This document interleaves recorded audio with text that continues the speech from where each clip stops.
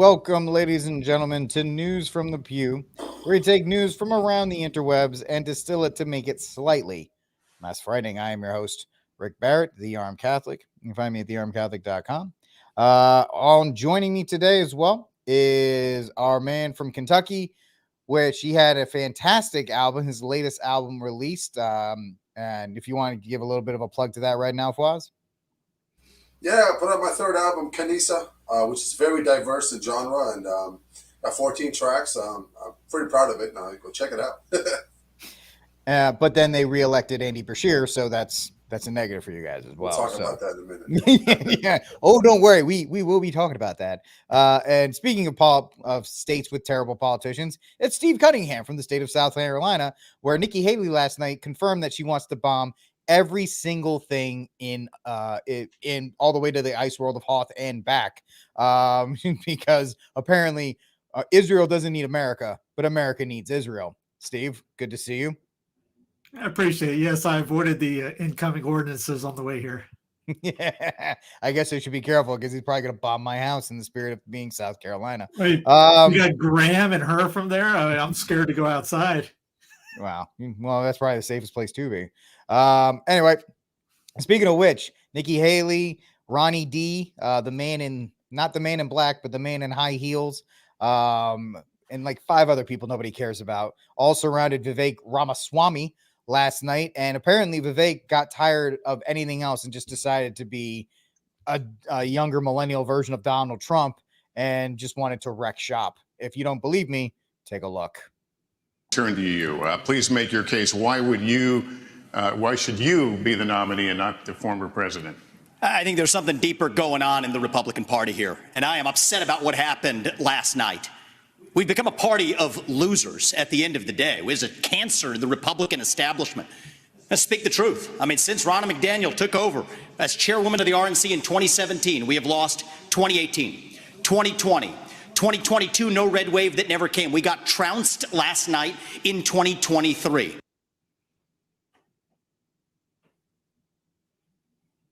I think I did too many things at once. 23. And I think that we have to have accountability in our party.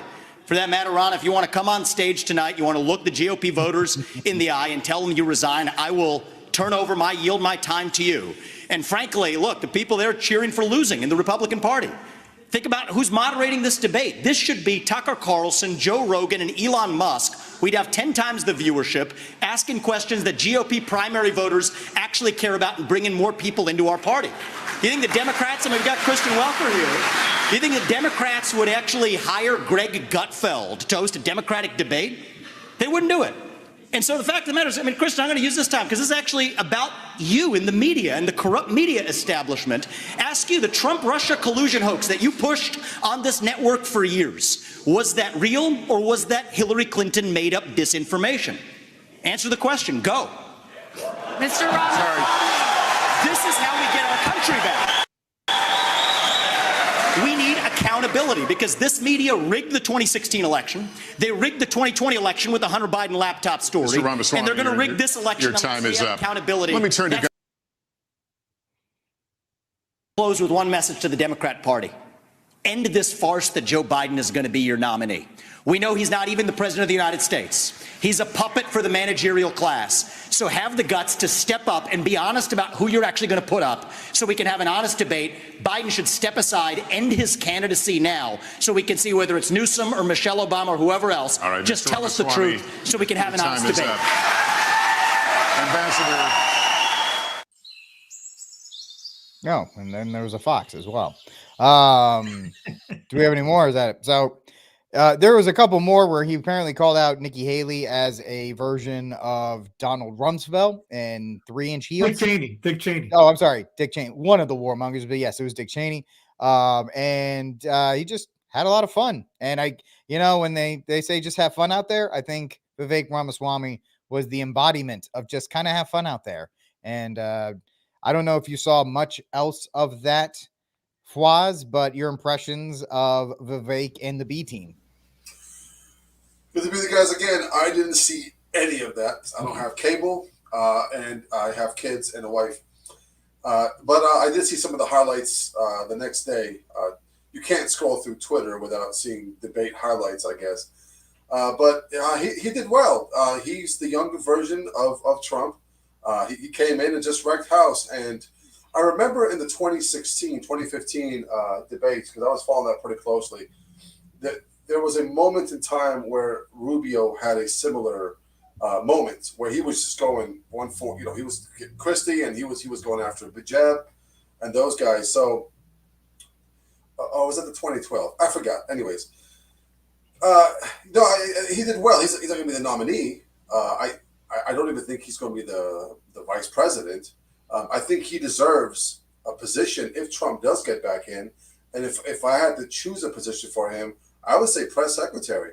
Oh. Man, he gives it to the media, right? Like you saw what he did. This is what we need. We need somebody to push back on these people live on TV and put them in the hot seat. What's her name? Sitting there smiling, blushing, whatever. And then what's her name?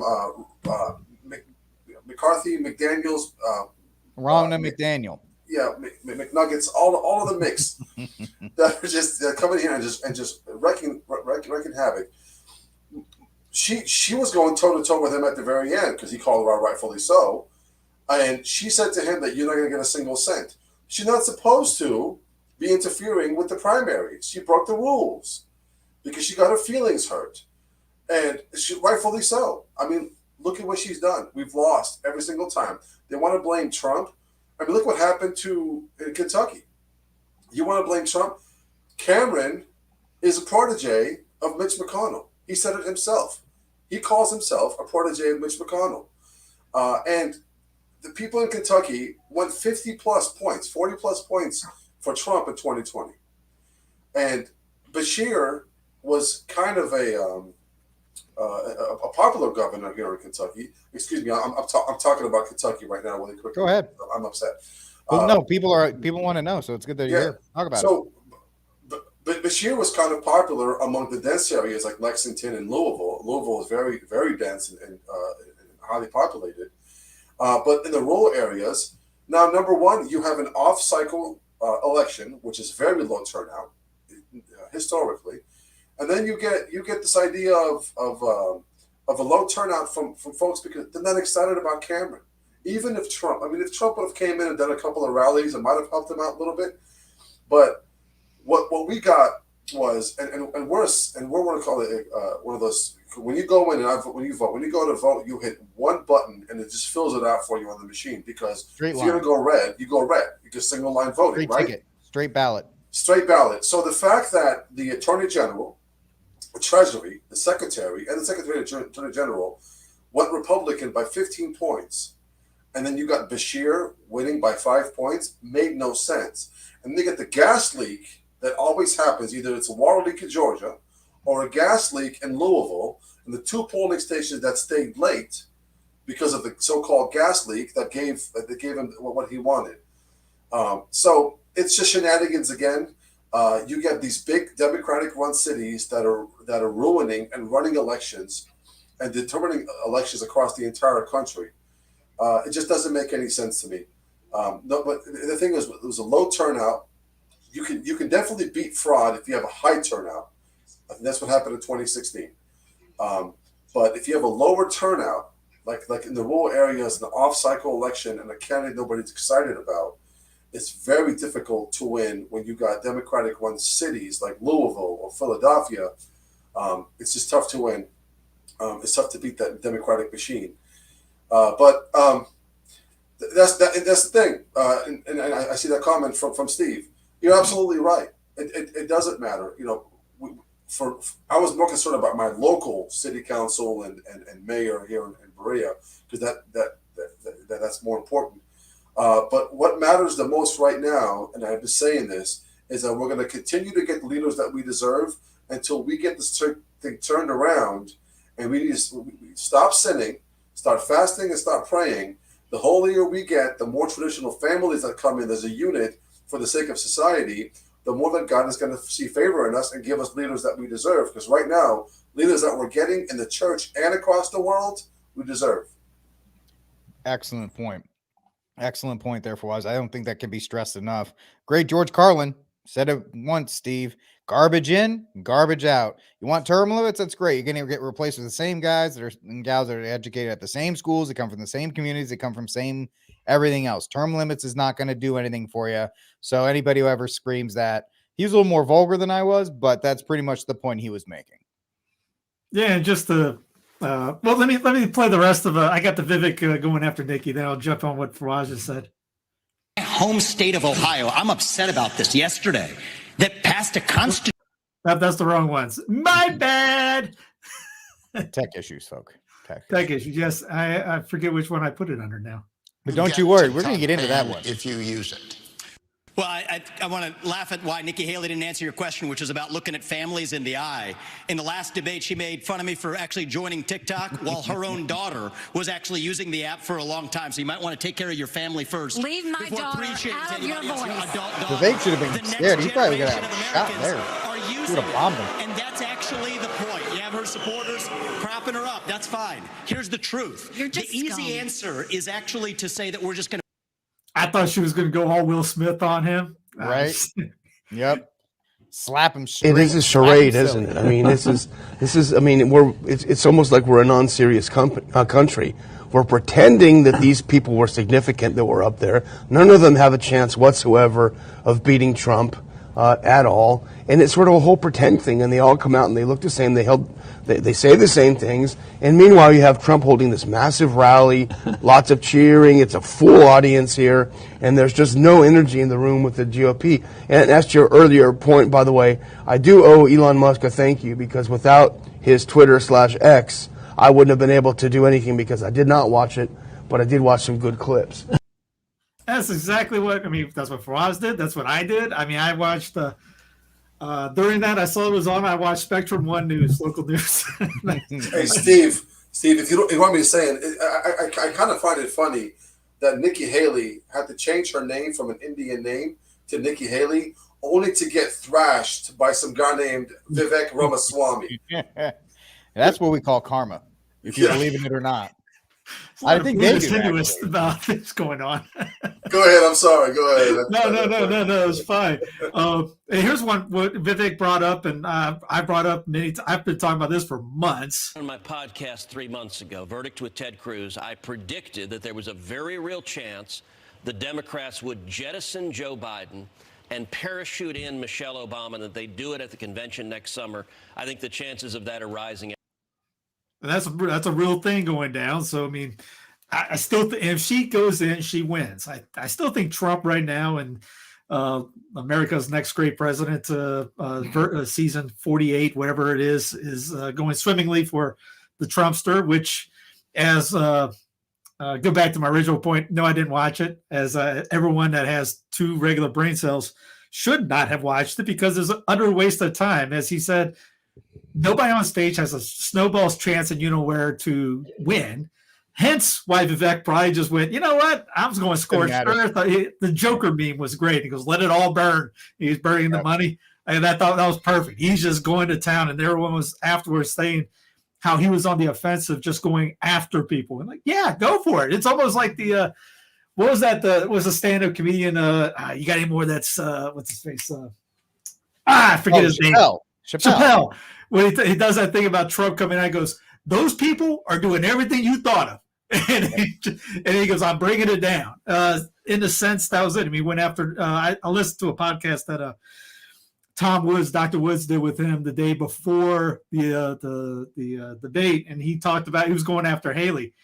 And I'm sitting there going, you know, I should watch just for that. I want to see if he's saying what he's saying on Tom Woods' show on the debate. He did. He called her out for Boeing. He called her out for being a warmonger, going from broke to stocks and seat at Boeing, having military contracts and making bucos amount of money. And then on their Twitter going, we need the bomb here. We know to go to more war, because, hey, it brings in more money for the Haleys. She gets her jets. She gets her private car. She gets her nice lifestyle by killing everyone in the world with.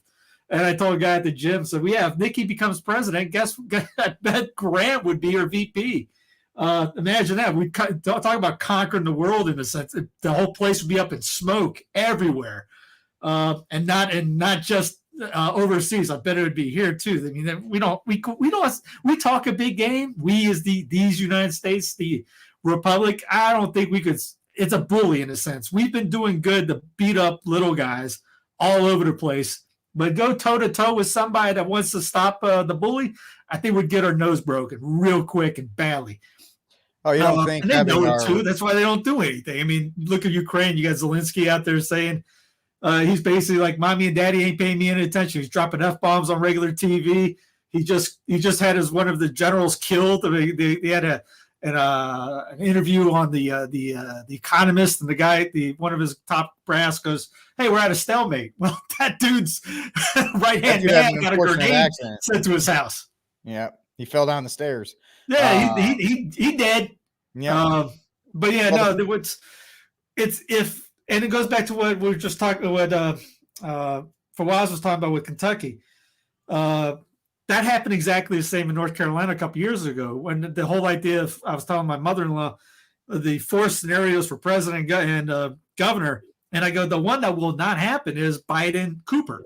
I didn't think there was. I thought a retarded penguin should have beat Cooper easily, because it's after the Rona, it's after all this stuff. I mean, he was doing nothing. He was just getting lambasted by everybody anywhere outside the Cooper family, and somehow he won. We're like, okay, I could kind of see Biden in a sense, but how did Cooper win? That guy should never have won anything. And it was the same thing: red, blue. Red is just across the board, went red. Gubernatorial was blue. How in the wide world of sports did that happen? Now, he was getting money from Soros's kid, all kinds of people were putting in, which goes into the whole, if you saw Gruesome Newsom out there tweeting congratulatory stuff about Virginia going after people with how, like, okay, why do you care? You're in California. I guess this whole federalism, act locally, think locally idea. You worry about California. You stop worrying. Let people in Virginia, Ohio, wherever live how Virginia, Ohioans want to live. That's the Yankee mentality. And that's not the whole geographical Yankee. It's the Yankee mindset, puritanical Yankee mindset of, I want to make everybody live how I want them to live. And I don't care how we're going to do it. I'm going to force you to do that way. Newsom's a Yankee. In that sense, he wants everybody to live his way. Kill babies, have gay, the trannies doing all this. The New Yorkers looked at. I can't believe these hillbillies over in Kentucky don't want to kill their babies up there whenever time. We need that happen. We need to give them money. We need to force our stuff on everyone. We need to make everyone think like us. That's that whole mentality. Down here in the South, we're like, hey, if New York wants to live like New York, okay, I do not care. And yes, I do care how people, if you're in New York, you're living, immoral, terribly immoral. If it's a squash pit of just terrible, and where I'm trying to go with, yeah, that's bad. But where I'm at, I can't force anybody up there to change. You can't legalize morality on people. It doesn't work that way. That goes into the whole pro-life, and we'll get into that in a little bit on how the massive fails. But yeah, and if I saw people tweeting out that the election was rigged Tuesday. I don't disagree. Every election is rigged. We have video evidence of people saying that it's been like that for decades, and we can go back to the beginning where people were doing that, local elections, even back in the late 1700s, early 1800s. So if Tuesday was rigged, what do you think is going to happen next year? It goes back to the idea of, okay, was Trump the only honest election? I mean, I don't know how many more examples we have to go through for people to think, Trump might have been put in there for a reason. I mean, if everyone else has been put there for a reason, and you don't get that seat without some corruption going on, I would love, give me your best. All right, give me the best. Convert me to your religion on this. Tell me how Trump wasn't almost like a psyop in a sense. Tell me how he wasn't a plant. Now you can say, oh well, he got the road. He got the road thing happen with the Supreme Court. That stuff doesn't happen. You don't have reversals like that, even the minor ones, that often. And something that big. I mean, like Dr. Woods and those guys are big time, always looking and going, I never thought this would happen in my lifetime. Now, I've been on the record day one saying that was on purpose. They wanted that to get out of the feds because they wanted to go back to the states, which is supposed to be, but they had it planned out, I guess I'm maneuvering into our next segment anyway. Just segue us to the next story, buddy. Go right ahead. Back to you, Rick. Go ahead.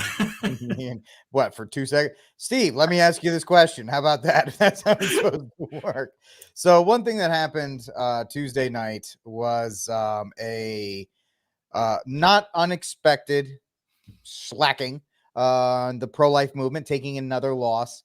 But the thing that really got me, Steve and Fawaz, was pundit Twitter, which most of these people who have any amount of following only got there because they jumped on the Trump train in 2016. All these like Nuance Bro and some of these other like Johnny MAGA, supposed influencers of conservatism that have only been conservatives for like 20 minutes, saying, hey, guess what, guys? Abortion's a losing issue. Time to read the room and dump it. Just get rid of it, blow it out. It's too hardcore. You're pro-life zealots. We were called every ugly thing by our people on our side. Even though today the state of Ohio, the legislature in Ohio has actually introduced an amendment to overturn that. I'll send that to Steve. Or did you see that, Steve?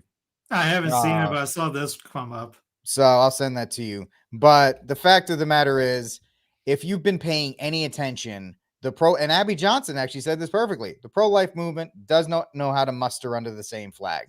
Everybody's too busy fundraising in their own little silos, trying to do their own little thing. And they're all kind of hoping to go back to the March for Life in a couple weeks. They don't really care about the local stuff because they got a party to plan in DC that they all got to go hang out at. And so it doesn't shock me that they lost because nobody has the ground game to do it. Just like Fawaz was talking about in Kentucky, nobody was jazzed up. The fact of the matter is, you had 2020. There's still a hangover from 2020 and the fact that we didn't get the red wave and or 2022. I'm sorry. We didn't get the red wave and all that stuff. And there's so much hype around that. And then all of a sudden that didn't pan out. So of course, nobody had the energy, at least on the right. The left, they're like the Energizer Bunny. No matter what, they're always up. They're always running. They're always organized. They're always promoting. They're always pushing.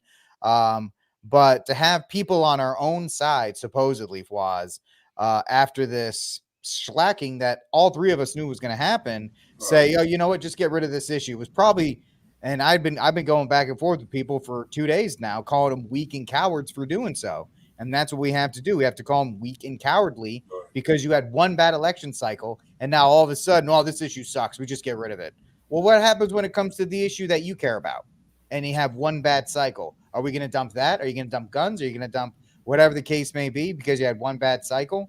And it's really just the cowardness and the short-sightedness of the American public, Fawaz. But let me circle back to that, and as Saki would say, let's circle back to that and talk to you. Your thoughts on what happened in Ohio and of course, in Kentucky, and just the general malaise that we have on our side, because as Steve says, what do we care about? We care about DC. We don't care about anything else. Yeah, it's gotten to a point, but you brought up some really good points. And I did see that tweet from Abby Johnson. I agree with her 100%. But it's gotten to a point to where if Trump's name is not in the ballot, you've got a large body of folks across the country that they're not interested. They're not interested. But I think it's multi-layered.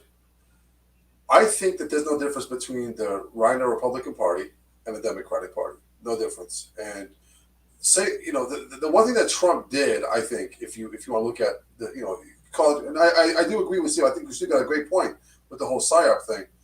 But there's one thing that he did do, but it was dividing the country even more further, is that he actually showed that there is no Republican and Democratic Party. It's one party owned by the CCP. And if you look at Graham and all of those people and McConnell, I think that whether if it's a game or not, I think they hate Trump to such a degree that they actually any candidate that Trump endorses, they're going to spend less money on, because if that candidate loses, then that makes Trump look worse. And then it's going to say, look, his base is dying out. He's not as famous anymore. He doesn't have as much pull. He's not a kingmaker. We need to move further. We got to go back to the Romney and Republican Party when we were still losing elections. But to go back to the Ohio, honor though. To go back to the Ohio though, I think the answer is the other way around. I don't think we should shy away from the issue. And the reason why I brought up the very first point is the fact that the Republicans don't know how to spend their money. They're spending their money in God knows what. Trump is spending it on his legal woes. He's got over $200 million sitting over there for 2024. He's spending it on a Chaldean lawyer. So my thing is, they outspent us. They outmaneuvered. They went out and got all of the college students, because this is a big issue for them, especially for women. And listen, we can sit there and say, how dare you celebrate the murder of children? These people are misinformed. They don't even know that it's a child. They literally think in their mind that it's a clump of cells. It's hard to convince somebody not to go and vote by taking away their right when they don't even know. Half of them don't even know what they're doing. They honestly think that this is compassion, because, not to go all psychological here, Do it. Get my father Ripperger involved. But I think that the majority of people in this country, especially the leftists, and this has been proven, the majority of them, over half of them, are actually on antidepressant pills, especially the women. I think that, or birth control, which messes them up too. Completely. You're absolutely right. I think we've gotten to a point in this country where we are so enslaved to ourselves, which literally leads to self-hatred. And when you have self-hatred, a lot of these folks, the youngsters, the college students and the young folks, literally, a lot of them wish that they were never born. Life is so hard for them. And they're just so disgusted with themselves. First of all, they're taught that because of evolution, they have no meaning, that they themselves are a clump of cells. And a lot of them wish that they are not, that they have no meaning, and that they wish that they were never been born. That honestly, I think that they're projecting the subconscious onto the children. That I will never bring in a child into this world. This world's messed up. So me getting rid of the child before it's born is a compassionate thing. It's deeper than that. Maybe it's more shallow than that, but I think that's probably one of the reasons why they love abortion so much, because they hate themselves. If you hate yourselves, you're going to hate children. And they're outspending us, and they're in these ads that paint us to be extreme. Well, I'm sorry. Saying that we don't want to kill children is not extreme. Saying that you want to kill children up until birth is the extreme. And the Republicans just don't know how to hammer that in. We're not the extreme. They are. But their messaging is that we're the extreme, and they're spending $52 million on ads when we're spending nothing. We're just going around popping champagne because we got rid of Roe v. Wade, and now every single state in this entire country is going to be an abortion state. Yeah. So I 100% agree with, what's her name, Abby Johnson. Pull all your resources, pull your money, get as many people to donate as possible, get these ultra-rich Catholics and Protestants to come in and put this gigantic pool. And if there is an election that has the pro-life legislation on the ballot, throw that money in that state, win that state, move on to the next.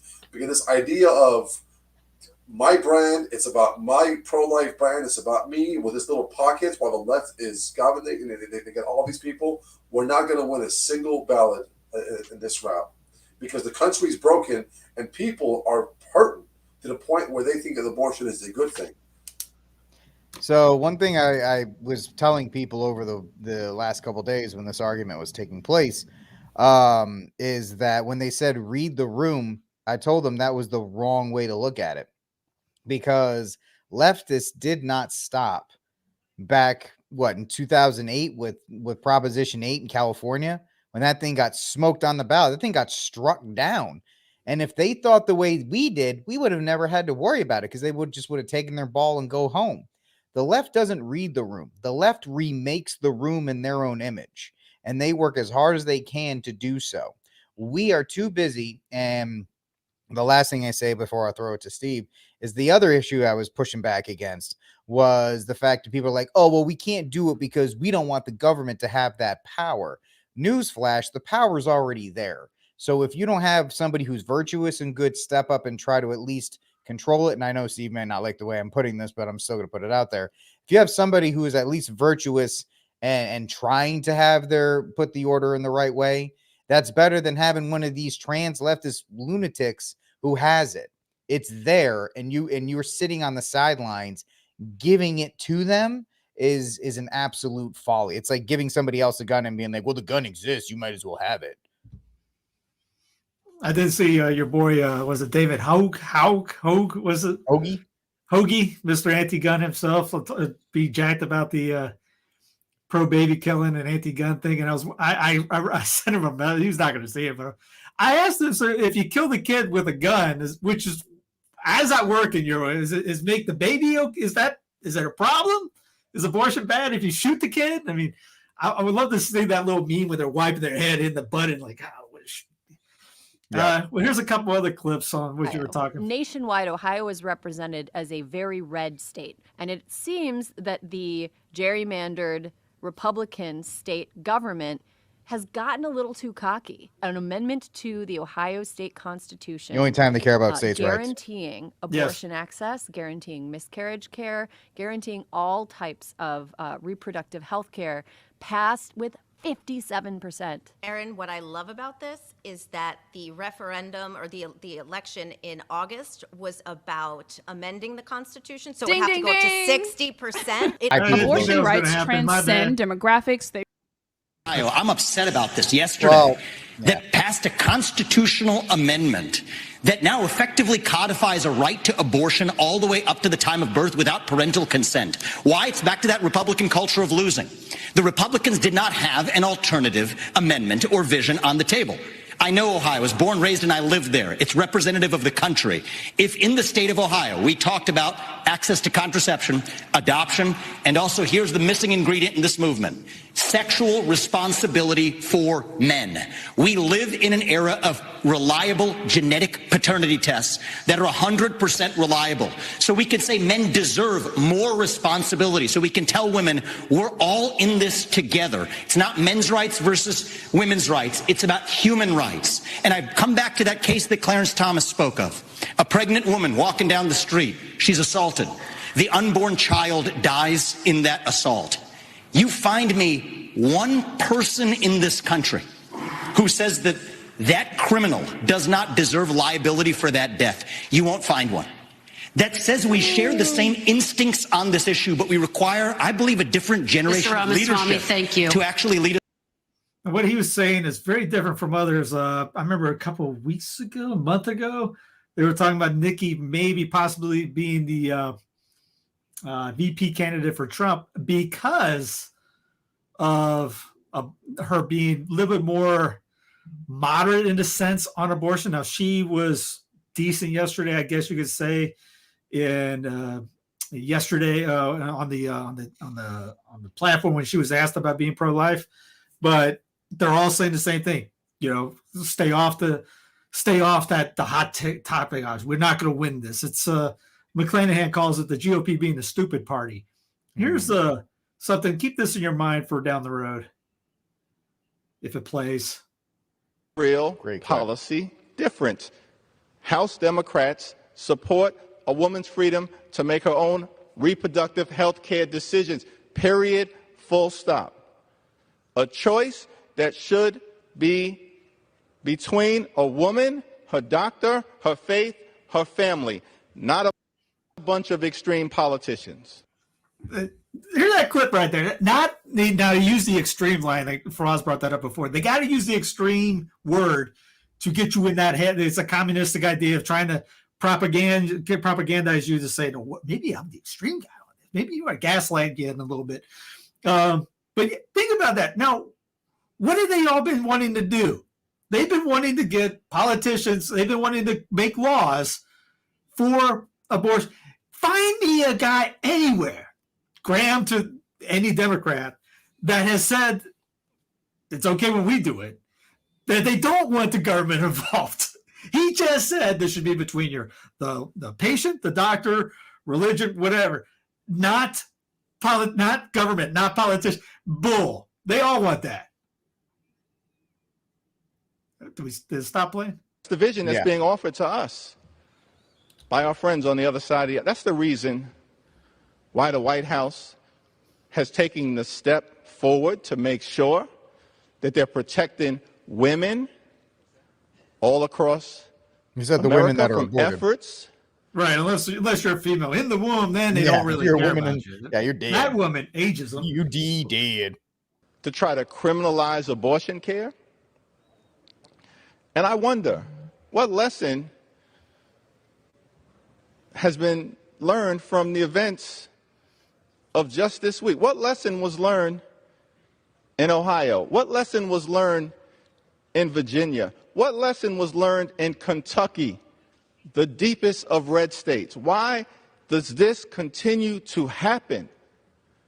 Jam an extreme right-wing ideology down the throats of the women of America. That is what we're against. Trust me, there's some extreme. They do that, but they say the extreme part for us because they got. Now they're not going to say any southern ones that went down. I mean, was it Alabama, Mississippi right off the bat? The trigger roll that went down there. Texas Arkansas, I mean, South Carolina is going pretty hardcore on the going with the heartbeat bill as well. I think even North Carolina's got one. Georgia did it. The ones I've lost voting wise: Kansas, California, shocker. Michigan, shocker. Montana was a shocker. Kentucky, Vermont. Vermont's got like 15 people and they're all crazy. Yeah, I mean that's Bernie Sanders' hometown. Yeah. Ohio. The Ohio thing was is different and Kentucky too, but and like he was saying, it kind of made you, if you listen to it, it made me think. It goes back to the idea of the whole thing being planned out for it to kick back to the states, so that they could cement it down, and they had a plan. They were already ahead. I brought this up with like St. Paul Street Team years ago when I talked to them and go, what's step 2? You got step 1 down. You go out evangelize people. You get their names. What's step 2? And they've been around for years ago. We never thought about that. Same thing with Pro-Lifer. Pro-Life Incorporated has no step 2. Nope. Abby's she got a good tweet. Great. Really, that's all she does is tweet and do lectures. Lifeside News, all those guys. Lifeside News. I remember someone saying, "I liked it when they talked about abortion." They've aborted abortion on there. It's more of a like my wife has even brought up. What are they going to do with their income? How are they going to find an income for it? I don't know if they're really that serious. And I say, and beyond, go ahead, get mad if you want at it. Okay, you do a lot of talks, you do a lot of lectures. Something you're doing ain't working then, because you've had over a year to figure out what step 2, which you should have had done long ago. But like you brought up, and I used that clip that CMTV did was about a decade ago, was entitled "See You Next Year." Boris gets ticked off about it, going, "Wait a minute. Why is it always see you next year? When is it? This should be the last one ever, the March for Life." And they still had a march last year. And people got mad at you if you said, "Why are you still having a march?" Because they don't know what step 2 is. They never thought about down the road. They just kept saying, "We're just going to keep fighting. We're just going to keep doing this and talk about it. And we're going to have these meetings and correlations. We're going to get together. What are we going to do post-Roe? What are you talking about? What are you going to do post-Roe? You should have, what are we going to do post-Roe? 20 years ago, you should have a plan. When Roe goes down, this is what we're going to do." Nobody has a freaking clue on what to do in the pro-life movement. That's sad and stupid. These guys had an idea and they're executing with perfection right now. They're getting someone. She put down female KC Royals. The Nebraska, I guess, is next on their list. I guarantee they have they had a list on there, and they're going, all right, who's next? And they're going to play that. Nebraska's what? Blood red, right in the middle of the heartland of the continent. That's not by accident on that. They're going after the red ones to push that down. They're not going down to the south because they can't do it down there, but they can try to infiltrate Nebraska in a sense because all you got to do is get Lincoln.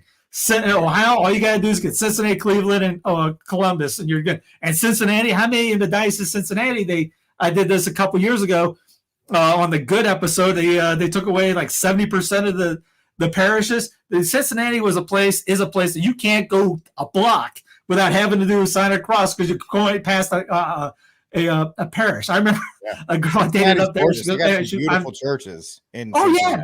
Incredible.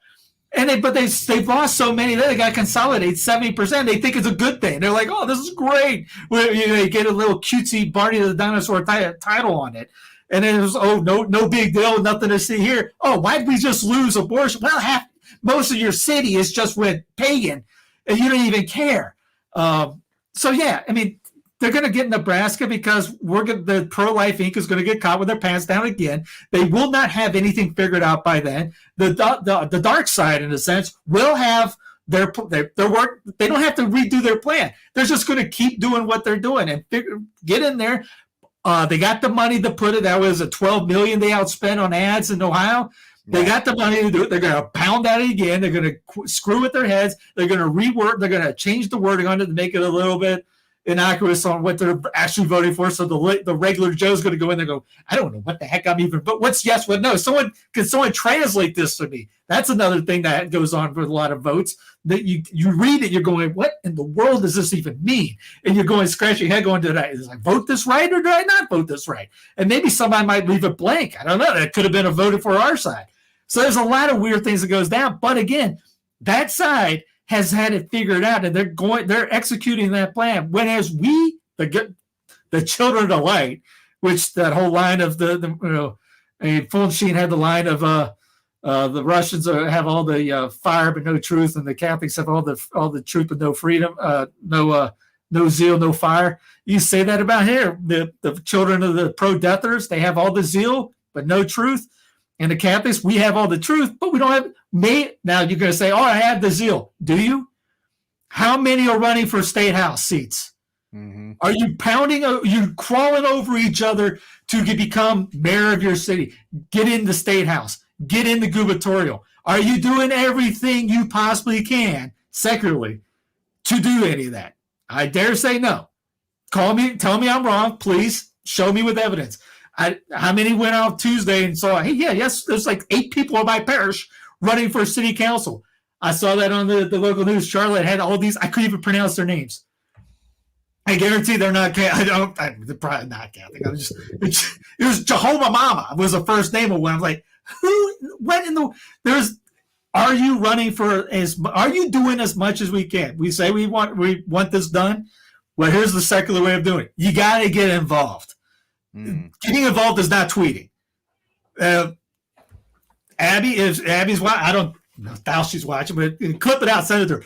Abby, form some kind of correlation, or they get to do something in politics in some way at every level of the state house and federal levels. Do something that way. That's something you could probably do instead of tweeting, because who cares about a tweet? These guys are in every level of government and have the money to back it up. What do we got? Steve, pause for a second because I want Fawaz to jump in before you got to go. Any last thoughts? Any final thoughts you got, Fawaz, before you head out? No, I agree with Steve 100%. We were outspent. But a lot of times that's not just being outspent, but just having a good message. Like you said, it's confusing. Like in Kentucky, it's mostly Southern Baptist folks who are very pro-life. Like the majority of this state is your typical partisan Southern Baptist. The morality is fine, but the theology is horrible.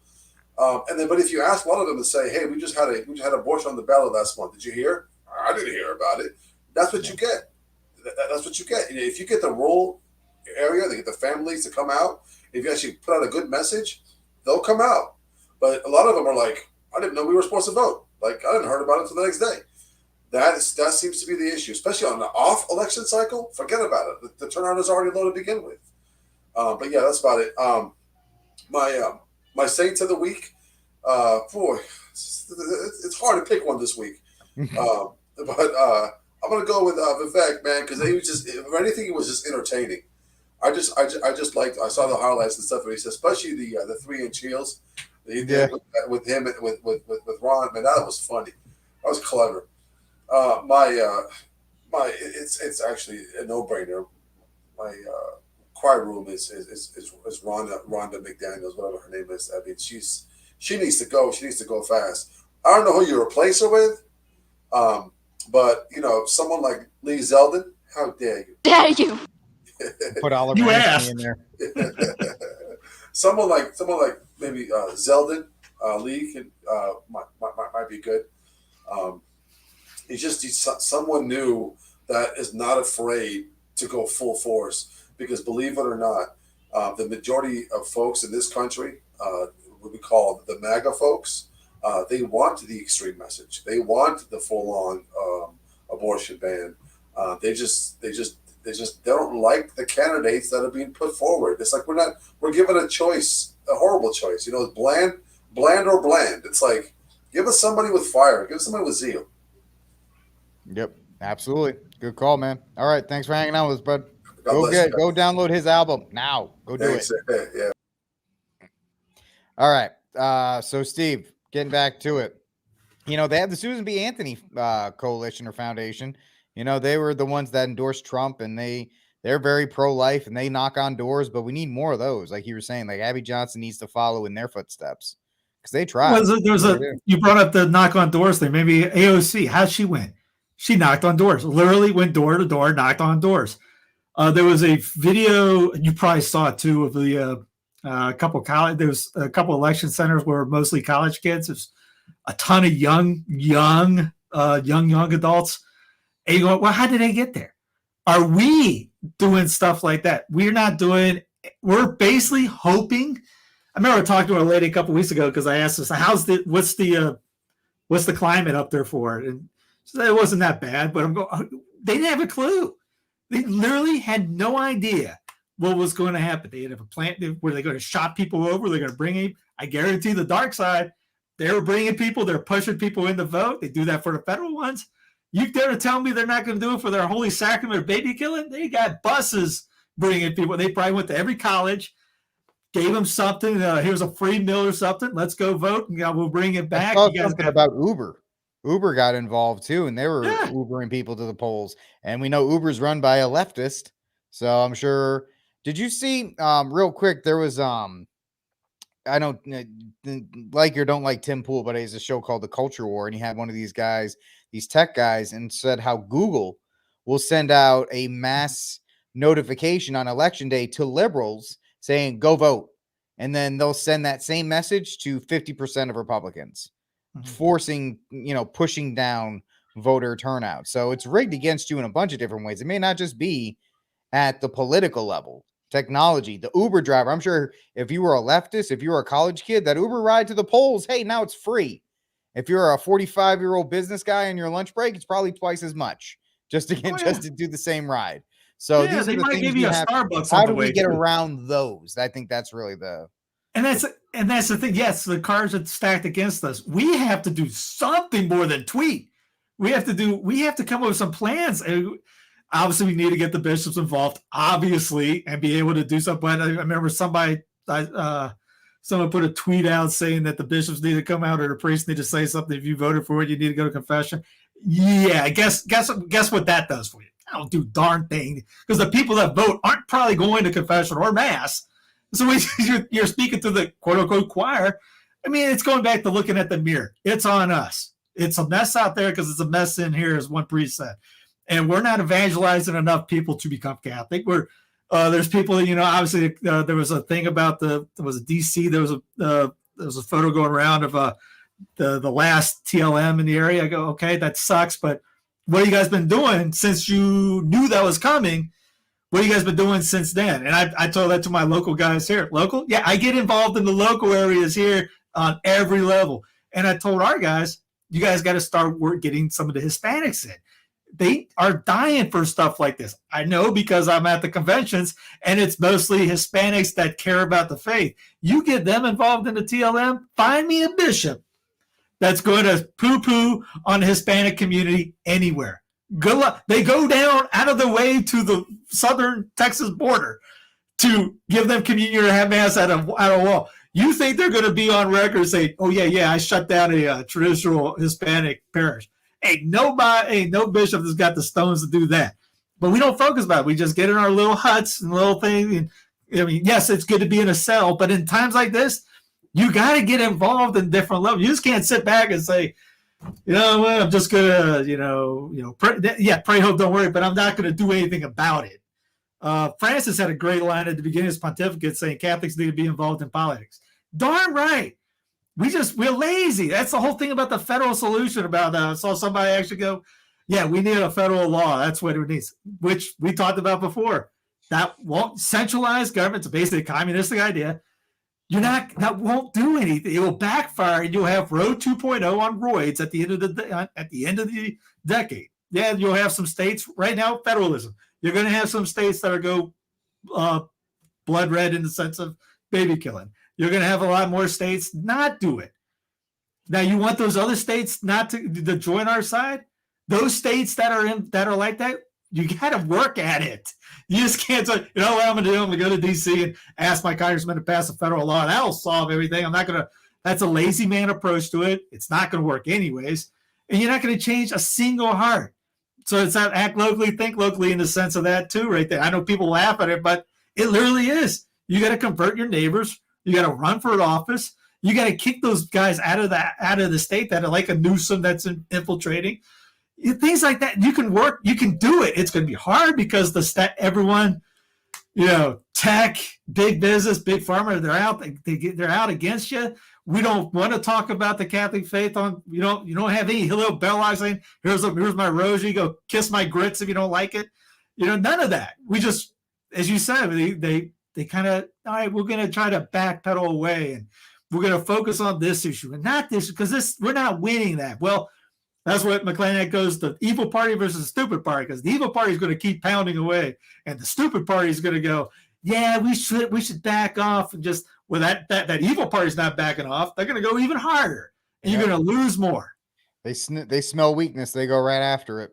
Yeah, they will cut your throat politically, and they have no problem doing it. They enjoy it, and so we always kind of like what Vivek said. We have this idea that if we're just nice to them, so eventually they'll leave us alone. Well, we respect. It's kind of this statement. You may not like it, folks, but I don't like when somebody says, I don't like what you say, but I will defend your right to say it. If it's like, I want to murder every baby on the planet. No, I'm not going to defend that guy's right to say it because that's an error. An error doesn't have rights. And we have this concocted idea that if we're just nice and if we just play by the rules, eventually, the good guys will always win. And it's just like, not in politics, man. It's blood sport. And these people will literally, in some cases, literally cut your throat to get what they want. This is their religion. Transgenderism is a religion. Abortion is a religion. Pronouns are a religion to them. And, just as we in the Crusades, we fought for ours, they are fighting for theirs. Yeah, they're more zealous. We talk a good game. But when the rubber hits the road, we do not step up to the game. We don't play. I know people like she wrote Abby helps other ways. Yes, that's great. Those ways aren't doing anything right now. We're talking about politics and lawmaking and things like that. Yes, get them out. If she's good at that, good. Go do that. We need somebody else to get involved in the, helping politicians in a sense and getting involved in every state. Every state should have somebody in there going with this mindset of how do we convert everyone to not want to kill kids? Is that getting the billboards out there showing it? Maybe you have to start showing people how it looks like. That idea of showing the gruesome in it does convert people out of way. Like, that is terrible. What is that? Oh, that's what I voted for? Even the hardest of hearts, Dr. Nathanson, that converted him. He killed his own grandkids. And then he finally saw it and he started an ARAL. If someone like that can have a conversion like that, little Bo Peep at U.S. whatever, college, tech school, whatever, might have that same thing. We got to start stuff like that. There's all kinds of ideas, billboards, ads, really gruesome ads. Don't hold back. Nope. Shine the light on the evil. But we got people people will fight you. Like, oh, you shouldn't do that. Well, guess what? You'll lose. It's happening. It's happening. You see it during war. People go, well, you got to show the stuff during war. Well, you don't want to show the babies getting killed here. That's one thing about Abby Johnson's movie. What I keep forgetting what it's called. The one that was that released. They actually showed via the ultrasound what it looked like when you put a vacuum cleaner up there. Yeah, and you saw the baby turning and trying to get away from it. And Yeah. folks, I'd almost that gut punched me in the middle of the theater, and I almost couldn't watch it. And the fact of the matter is, Steve's right. These people, because what did Hakeem Jeffries say? Abortion care. What do they always say? Miscarriage care. They always sprinkle all these other things to cover it up. So you don't have to think that when you're voting for abortion, that you're voting to have somebody go in with forceps and rip a baby apart and drag them out. And so, yeah, that's one thing that I will always give Trump credit for, was in that debate with Hillary Clinton, that third one, when he described the most descriptive way at that point what a third trimester abortion was. When he said you go in and you rip the baby out of the womb, and Hillary Clinton didn't know what to do because she wasn't used to politicians actually saying that. Because, you know, they would always be like, oh, rape, incest, life with a mother, and they would always hide behind that. And so when people were saying that abortion's a losing issue, I'm like, Trump ran on it. I don't think you understand. The Susan B. Anthony Foundation strongly came out and endorsed him. I remember the founder went on Mike Church's show and said, Trump's the guy. He's pro-life now. He's this and that. And so just 2 election cycles doesn't mean it's a losing issue anymore. You've gotten weak because I'll quote Bane from The Dark Knight Rises. Victory has defeated you, right? Yeah. Victory has defeated you. You got the victory at the federal level. So now you don't care. Now there's a lot of money to be made for the federal ideas. Same thing with guns. Gun community is way too content to let the courts do its dirty work. And, the abortion issue, we had the courts do our dirty work. Like Steve said, now we don't know how to get 10 people to rally for pro-life or have a pro-life march or do any of these other things. Because let's be real, we've also been intimidated post-Rona to having public displays of pro-life because we have our political opposites who are prone to violence when they don't get their way. Yeah, I mean, there's a lady here in Charlotte that mentioned about she's like an Abby in a sense, except very local here. And she had an abortion convert and all that, and very active in the pro-life community. And she mentioned if marches work, why aren't we doing them more often?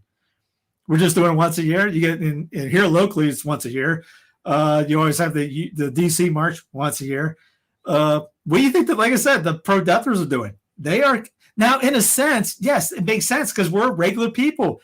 You're not thinking about this 24/7. This isn't running your life literally. You got family, work, your whole prayer life, things you're doing on your own just to get through the day, finding food, things like that. These people are literally trying to do this 24/7. They want this back in, probably because they're getting paid loads of money from Planned Parenthood and others. Saw Cecile Richards, she was posting out congratulatory tweets, all that. You saw Rubio, he was kind of like what you were saying. He's putting out something like, we need to be more caring to the women. Make sure they know, should they have more tax breaks? Yes, we're taxed over. If that whole Revolutionary War thing was about taxation without representation, what the wide world of sports is going on here? It's like 98% more than what they were getting, and we're just like, oh, okay, we'll throw another 3 pennies. But yeah, it's the adoption thing is a havoc. It's a wreck. Everyone wants to bring in more contraception. There's not too many people that say no to it. I remember Rick Santorum was pretty much the last guy I remember hearing saying that he was against it. That was during the 96 campaign. And, I remember one priest looked at me and goes, yeah, but he's paid for by the Jewish lobby. Oh, what's that whole thing? Those pro-deathers over there in Israel. Oh yeah, we're defending those guys because they're our 51st state. Ukraine's our 52nd state. And let's not say anything about that. Oh, by the way, the Great Reset has been kicking in since that war, and no one has been paying any attention because, hey, look over here. Well, we're going to knock you out with this left hand. And another distraction going on because, hey, digital ID starts up in Australia pretty soon, CBDC. I put it on Cloud Plan. Go look at that. It's bad. So yeah, again, could this be a distraction? Yes, but we're not even fighting. It's kind of like Remember the whole thing when Obamacare went down? Mike, your church had that video because we went up and went, eh. And that was it. That's how we're looking at it. They're coming down the hammer. They're focused, like Lady said, they're focusing on Nebraska next. You guys don't, with Pro-Life Inc., don't figure it out. You're going to lose Nebraska. That's going to be an easy layup for them. It's going to be an absolute slam dunk because they also play the field. They put the thing on the ballot in an off year election. It's not even a standard off year election. It's a double off year election because 2022 is the off year election. Now you got the double off year where nobody's even knowing what the hell's going on. I didn't even know there was one in my state until I saw there was a bond. I was like, oh, I guess there's an election on the 7th. So, I mean, they control the field. So we're on Twitter. We're on these places. Why can't we be like, hey guys, we're planning this. We got to rally around and light the beacons at this point and let people know what's going on. And like they brought up the tweet that she brought up about the pro-life group in Ohio is not very united, and that's a problem. There's no leadership up in Ohio, or somebody just wants it all about me or something like that. It's kind of like here in North Carolina, the Raleigh diocese, the TLM community. There's no leadership. They're all disunified up there, and they're not growing. Shocker. So if you don't have you have to have a head of something to be able to tell people how to do it. You bring in Trump. He's a leader in his companies, his business. You have to have a head in charge of something. So if you're, quote unquote, a leader in the Pro-Life Inc., figure it out. Start getting those cells, as Hamish Fraser talked about. He's a convert from communism, talked about how you could get back in. That's what the communists did, put cells out to infiltrate. Do that in reverse. But you got to want to do it. And I don't know if we want to do it. We talk a good game, but when rubber hits the road, nah, we're good. Yeah, no, we get the endorphins from saying it. Like a lot of men on Instagram and stuff, they put on pictures of the Templars and they write Deus Vult and all that nonsense. Folks, just as an aside, when we contact those guys to do this, I got stuff to do right now, and it's too much money. It's like, dude, you've been talking about being a BA tough guy for God, and say, hey, you want to prove it? And you're like, I don't need to do it. It's like, okay, I see what you don't feel like you need to because you've Instagrammed all day about it. You've posted 12 times some awesome memes, so you don't need to do anything else.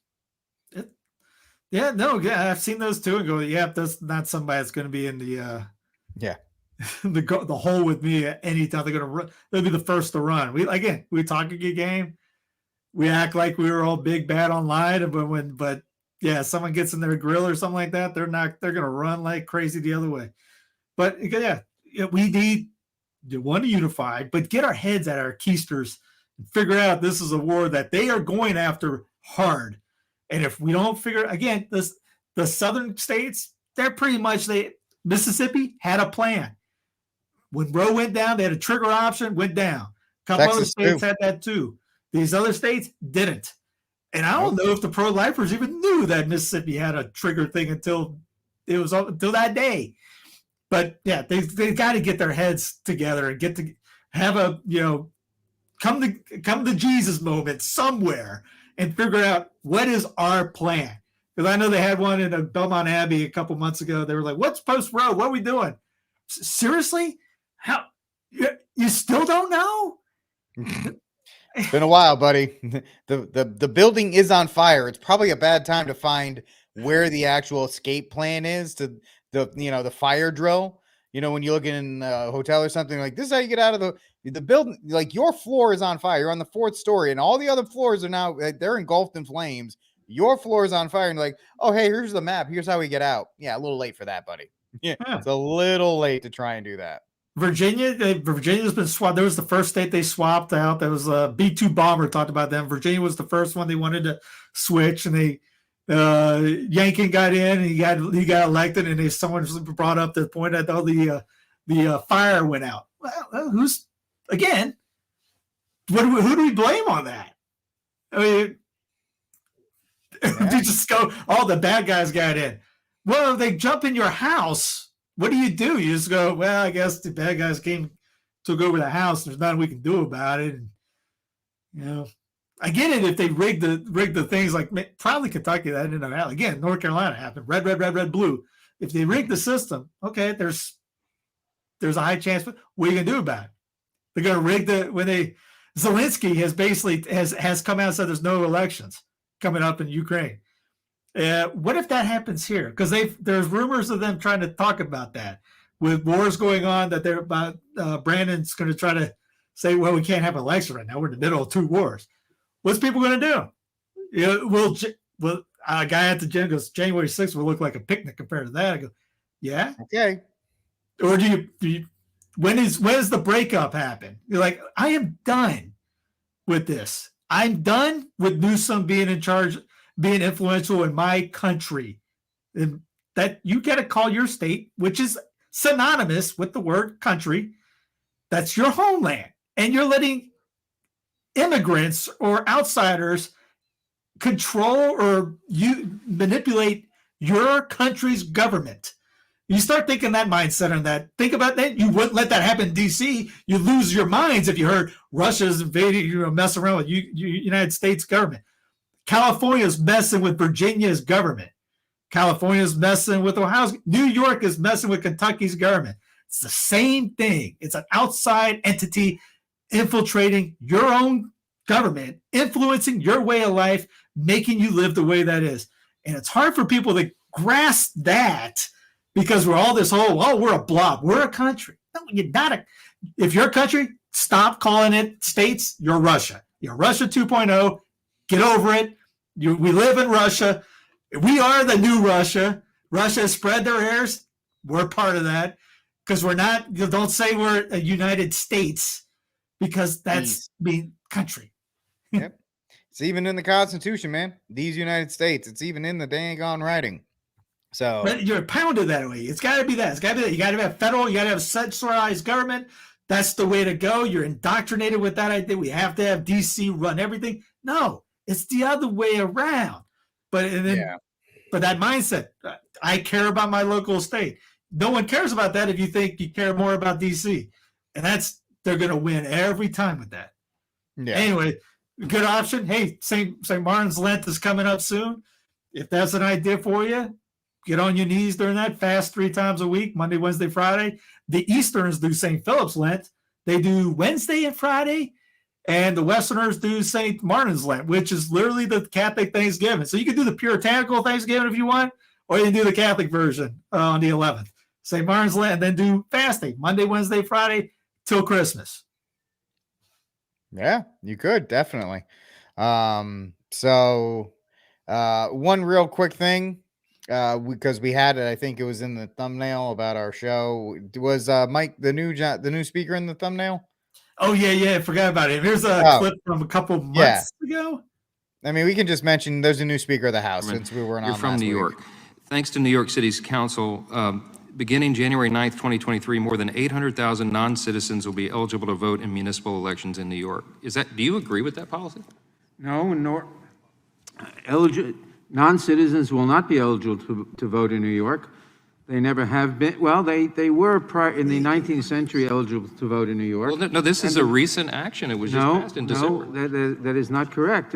Non-citizens have not been eligible to vote in New York or, as far as I know, in any other state since the 19th century. That's not true. The New York City Council voted in December to allow this. It begins January 9, 2023. Cities in Vermont and Maryland already allow this, and similar measures are under consideration in Illinois, Maine, and Massachusetts right now. If the gentleman will yield? Yes. I believe those are considerations of allowing votes in municipal elections only. Right, but thank you. That's the point. Everybody wants to know at home, why would they allow this? Guys, they're allowing it because they're going to turn them into voters. They already are doing this in New York City, largest city in America, and this is the plan of our friends on this side to turn all the illegals into voters. That's it, folks. That's what's going on. That's the game. That's why the border's open. That's why they've dropped it. Look, I respect Ms. Lofgren and all her work in this arena. Yes, I'll yield, Mr. Chairman. I'd love to hear what you have to say about this. As a New Yorker, I would love to think that New York is the entire country, but it is not. It is not, and consideration is being given to permitting non-citizens to vote in New York, and I believe in the capital city of Vermont. I forget which that is. But as much as I'd like to believe it, New York and Vermont are not the entire country. But Mr. Chairman, that's the whole point. This is what's going on, folks, at home. If you're trying to figure this out, if you're scratching your heads, you're seeing the video, you see droves of people, 2.4 million people coming over the border illegally, the president allowing, the Democrats in charge of Congress are allowing it. The deal is they're going to turn them into voters. You just heard it. They don't have any problem with that. They celebrate it. Here's the deal. We have a problem with it. The Constitution has a problem with it. I think in the Baltic states, they figured out they're kicking their immigrants out. I think Italy's pushing it out. Yep. Those states, European states, which also name these countries, you can't not. They call themselves states. They're kicking the immigrants out that don't belong there. I mean, I think even England are talking about doing that, or someone's trying to force that out. But yeah, it's he's the new speaker. He's obviously he's pro-Israel hugely, but he did put a stop on a bill because there was too many earmarks that weren't right in his eyes, and he stopped it, even though it was for giving $13 billion to most favored nation part 1. But so I guess he's still the same as the old one, but a little bit better. Yeah, I mean it is what it is. You just have a new speaker. I mean, don't get too excited about it. It's just whatever in that regard. But I know I just want to at least touch upon it. All right. Do you have a Saint of the Week and a member for the crime room this week, Steve? I'm going with Mr. Beast. There was a video of him putting out 100 water wells in Kenya. Yep. And I mean, the dude, billions of dollars he makes off YouTube. From somebody offered him like $2 billion, and he turned it down because he makes way more on the channel. He unlocks a video. It's like 10 million views in 20 minutes. It's unreal. And nice. But that's an example of somebody doing some incredible good with their money. I mean, just, yes, there's some problems there. He's got a friend that's a tranny and things like that. He lives somewhere in North Carolina, I think in the Raleigh area. He gives a lot of money to nonprofits and things like that. Donates a lot of his money to things, which he can. But yeah, I mean, gives a lot of. He did one with a ton of shoes to some African country, but he went to this area. They had terrible water. They had dysentery. There was bacteria beyond. It was undrinkable, and they went out of their way and built these wells. And there's people online hating on him for it. So there's nothing you can do. I mean, anyway, Saint of the Week. Yeah, I mean, for what he's doing, a young guy still giving away money like that, that's pretty solid. Crime room. I'm gonna go with the Australian bank. Where's the name of the actual bank? They're debanking. There it is, National Australian Bank. See, 9 News reported it. The same thing. The revised terms and conditions go into force November 1st. This 9 days ago. Clause 11. NAB may close your account at any time at its discretion, including relating to protecting vulnerable persons, the environment, or sustainability, community expectations, and the impact of NAB's reputation. They will debank you if you say something they don't approve of climate change or vulnerable people. This is from the article. While you are watching Israel, just like the Ukraine, the latest war is perfect camouflage for the Great Reset. So, yeah, while you're worried about these other things and keeping the media's contact you 24/7, got your attention, they own nothing and you'll be happy, folks, are going full steam ahead. Yeah, I don't know if you caught that apartment complex in New York where it was like they converted an office building into apartments. And they just took like the cubicles and put like a little roof on it. They're like, here's your bed. And there's 400 of them or something in there. It's so dystopian. And people are, of course, you live in New York. So of course you'll take it because it's like $50 and everything else is $1,000. But so Cry Room, LeBron James from Outkick.com. LeBron James to open a museum dedicated to himself. I mean, he's going to charge you $23 to go look at him in Ohio. So that's, in Akron, Ohio. How much did LeBron give to the pro-death movement too? He's from Akron. I wonder how influential he Hillary was in 2016. Yeah. I bet he had a big fingerprint on that. Yep. So now he gets his Home Court Museum. He can't even come up with a great name for it, but talk about a guy loves him some him. Yeah, hey, what are you gonna do? So that's my cry room. My saint of the week is Dr. Anthony Cooling, who, if you don't know who Dr. Anthony Cooling is, he is an amazing guy who came on my program and we did almost an hour interview talking about his book, Still a Hollowed Hope, the Second Amendment and State Power. He is published by University of Michigan Press. He's a political science working in public administration. Really, really smart guy. Nice, devout Catholic man. If you have a chance, go to my YouTube page and listen to it. He's a really smart dude, and I was honored to have him speak for a little bit. So he's my saint of the week because it was really my honor to talk to him and get his message out there. And we got a lot of smart people out there. We just got to get you guys to hear him. And so he's my saint of the week. All right, folks, that's it for this episode of News from the Pew. Please like, subscribe, and share the News from the Pew. We will be off next week and the week after that. And I will tell Steve why when we're off air. But it is because I will be somewhere in Italy near the Vatican. So pray for my safe travels and safe return. All right. We'll see you all later. God bless and Viva Cristo Rey.